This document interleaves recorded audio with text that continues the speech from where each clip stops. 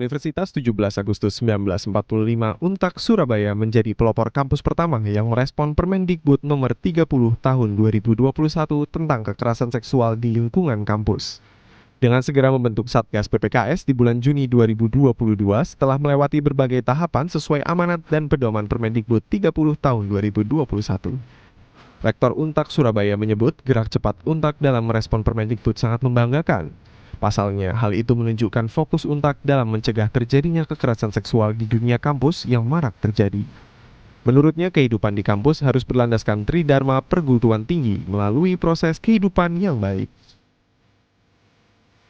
Fenomena yang ada di kampus-kampus tentunya bahwa banyak terjadi kekerasan seksualitas, baik itu dosen terhadap mahasiswa maupun dosen terhadap dosen atau mahasiswa terhadap mahasiswa.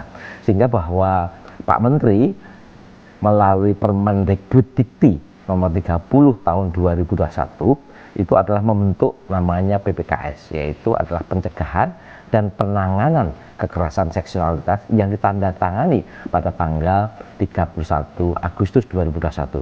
Pada tahun 2022 tanggal 11 Februari Untak secara resmi itu sudah punya yaitu petugas PPKS ada itu.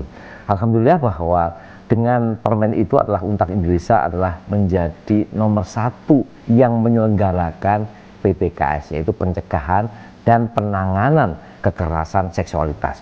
Harapan kami tentunya bahwa dengan adanya PPKS ini ke depan tidak ada tentang kekerasan seksual lagi yang ada di kampus. Perpeloncoan di kampus bermacam-macam itu tidak ada lagi tentunya. Itu harapan kami sehingga bahwa kehidupan kampus itu menjadi titik tolaknya adalah tridharma yang baik, kualitas yang baik, proses yang baik tentunya. Ketua Satgas PPKS menyebut Untak secara konsisten peduli dan mendukung adanya Satgas PPKS sebagai upaya pencegahan kasus kekerasan seksual di lingkungan kampus. Terbukti, adanya Satgas PPKS membuat angka awareness sivitas akademika Untak terhadap kasus kekerasan seksual meningkat, sedangkan angka pelaporan kejadian justru menurun.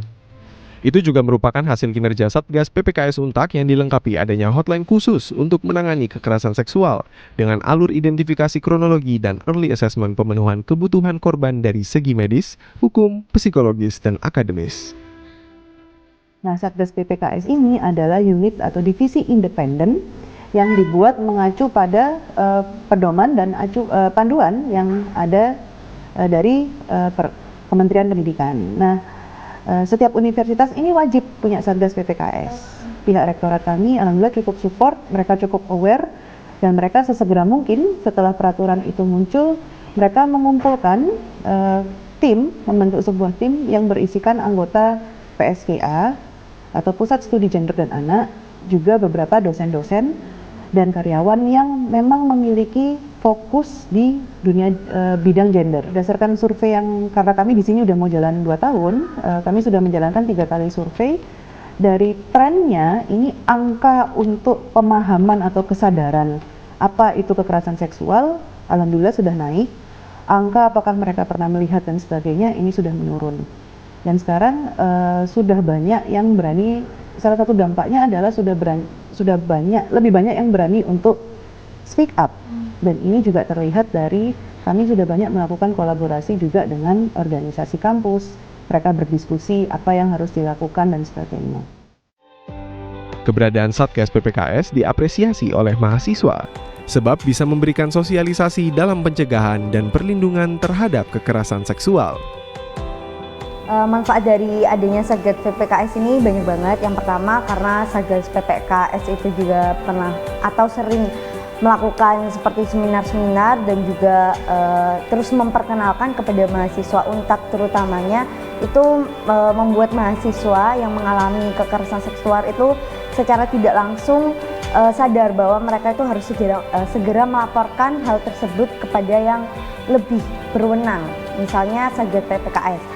Nah, untuk melaporkan hal-hal seperti itu, Satgas PPKS itu juga mempermudah dengan adanya hotline-hotline yang sudah diberikan saat adanya seminar-seminar tersebut.